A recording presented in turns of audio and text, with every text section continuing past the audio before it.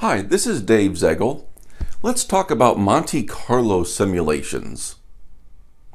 You may be wondering, what in the world is a Monte Carlo simulation?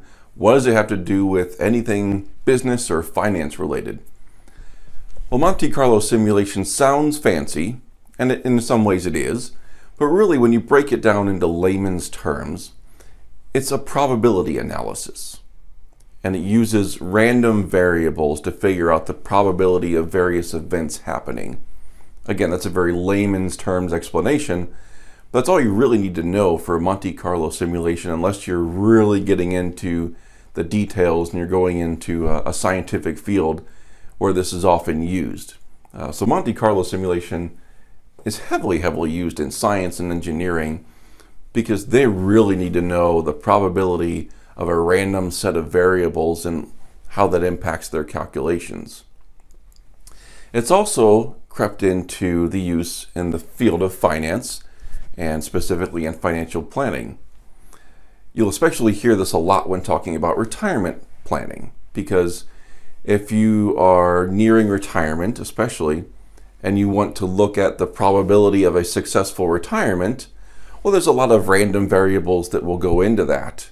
You can look at different tax rates, you can look at different outcomes in the stock market and bond market, and just a lot of different inputs that are variable and that will impact the future of your investments over time.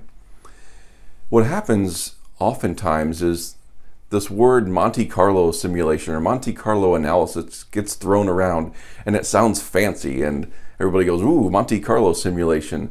When really, if you just break it down for what it is, it's a probability analysis. This used to be done a lot using Excel, and it might have taken a while to build out Monte Carlo models. Now there's add-ins in Excel that make it a lot easier. But really, a lot of the financial planning software has this built in already. So oftentimes I hear people say, oh, we're running a Monte Carlo simulation, and they try to make it sound fancier than it is, when really the software is developing the simulation. They don't necessarily know how to calculate it, and that's okay. They don't need to know how to calculate it. But I feel like a lot of people hear Monte Carlo simulation and they think, wow, this must be amazing. Whereas really it's pretty standard in the retirement planning space. You should be running a Monte Carlo simulation to figure out the likelihood of your retirement success. And again, that tends to be built into the financial planning software that a planner would be using. So I hope that helps at least break down and demystify what a Monte Carlo simulation is, and that it's not necessarily as fancy as it sounds, especially in the financial planning world.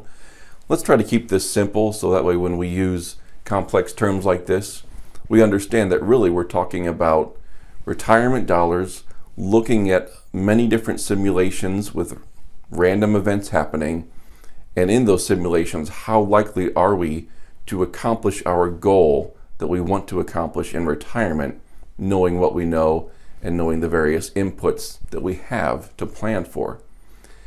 And I'll say one more thing. It's important to note that if in a Monte Carlo simulation there's, let's say, a 75% chance of you achieving your retirement goal out of this analysis, that's not the end of the world. You're still going to have something in retirement, and you may very well achieve the retirement goal. It's just that you can't say for sure that you will. So it's not the end of the world if you don't have 100% guaranteed Monte Carlo simulation retirement goal met. It's okay to be a little bit under that and to work towards that over time. Versus in the science world, if something doesn't come out much closer to 100%, it might not be so desirable. Let's say you're an engineer trying to build something. If you're building a building or a bridge and there's even a 0.1% chance of failure, well, that's completely unacceptable. In retirement planning, if you have a 99.9% chance of success, that's phenomenal. So we have to keep this in a little bit of perspective and realize that even if we're not at 100% odds of achieving our retirement goal, that's still okay. There are things that we can change along the way, different levers to pull and make sure that you get there. So don't freak out if you're not 100% on the Monte Carlo simulation. It's just a probability analysis. It's a guide for us going forward. I hope this helps. If you have any questions on this, please feel free to reach out to me or leave a comment below. Thank you.